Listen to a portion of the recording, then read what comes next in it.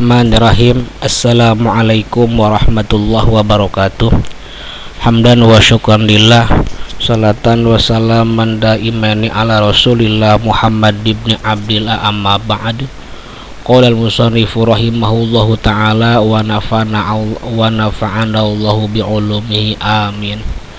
Para jamaah sahabat mutolaah bareng, marilah kita belajar atau mutolaah bareng kitab Fathul Mu'in sekaligus syarahnya kitab I'anatut Thalibin. Mari kita awali kajian awal kita ini dengan ucapan Bismillahirrahmanirrahim. Bismillahi, dengan menyebut nama Allah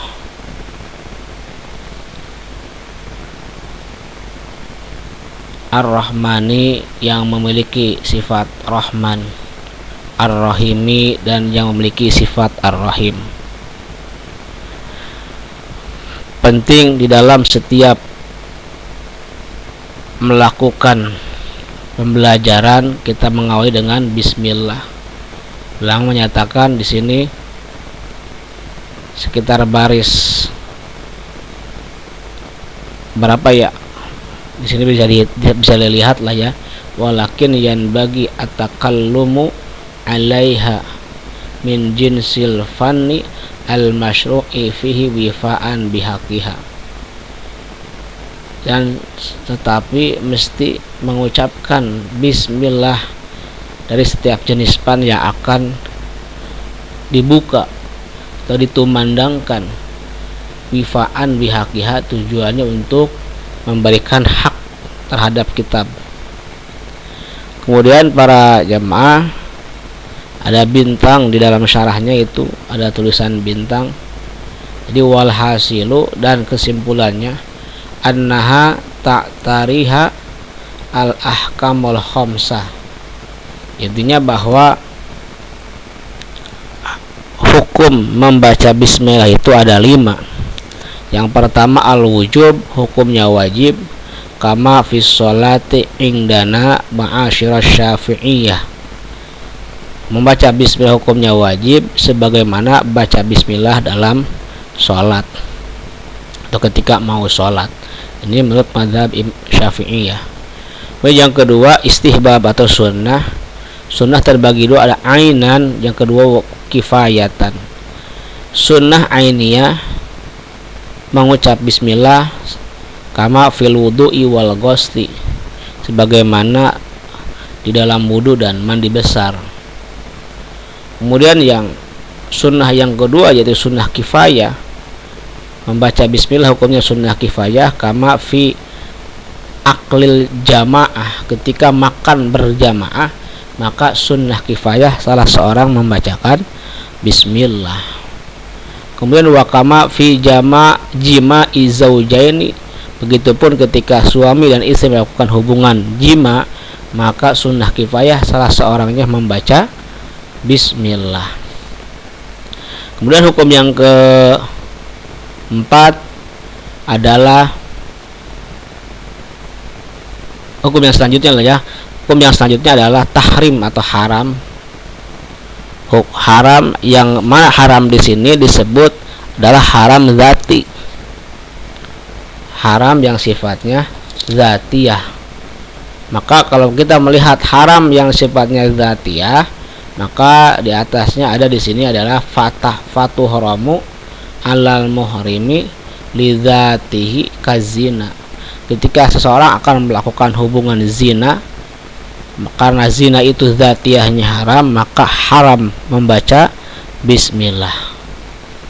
Kemudian ada haram yang sifatnya aridi, la li aridin, kata ulama. Ada yang sifatnya aridi, kal wudu'i bima'in magsubin, seperti wudu yang airnya itu hasil mencuri. Maka yang wudunya itu tidak haram zat, yang haramnya itu adalah sifat mencuri airnya.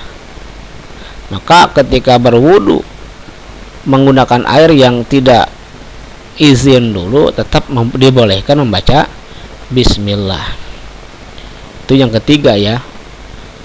Yang keempatnya adalah karoha atau makruh. Fil makruhi dzati, makruhnya pun makruh zat.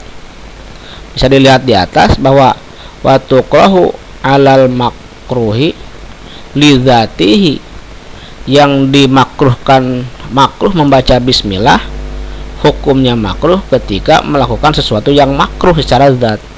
Apa?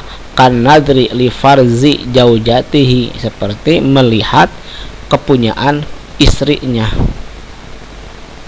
Itu zatiyah, berbeda dengan yang sifatnya makruh aridi, la li aridin, tidak bagi yang baru, ka'aklil basoli, seperti memakan yang bau-bauan seperti bawang. Ketika akan sholat dia makan bawang atau jengkol, maka itu makruhnya makruh aridi. Artinya ketika dia makan jengkol jauh dengan waktu sholat, tetap dia boleh mengucapkan bismillah. Ataupun ketika dia makan jengkol ketika hendak mau sholat, maka boleh baca bismillah, karena makruhnya itu karena baunya mau sholat, bukan yang sifatnya bau karena zatiyahnya. Kemudian wala tutlabu ya, seperti kakansi zabalin, ziblin. Kemudian juga termasuk makruh juga ketika membaca bismillah pas membuang sampah. Saunan li ismihi ta'ala ala iktironi bil muhkirati, intinya seolah menjadikan nama Allah itu membarengi sesuatu hal-hal yang dianggap hina, maka itu hukumnya makruh. Membuang kotoran dan lain sebagainya itu makruh, karena itu hal-hal yang dianggap hina. Kemudian hukum yang selanjutnya, yang kelima adalah wal ibahati fil mubahat. Hukumnya adalah boleh atau mubah di dalam hal-hal yang dianggap mubah. Allati la syarfa, hal yang dianggap mubah itu ada sesuatu yang tidak punya keutamaan. Contohnya karena klimatain min makanin ila akhor, seperti memindahkan satu barang ke tempat yang lain, itu hukumnya mubah, maka hukum bismillah pun mubah.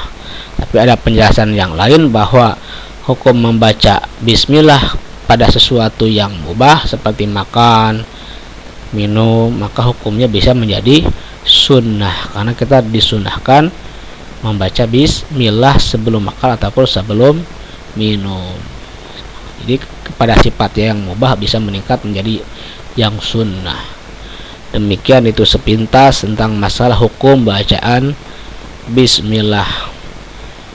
Wallahu a'lam bishawab. Wassalamualaikum warahmatullahi wabarakatuh.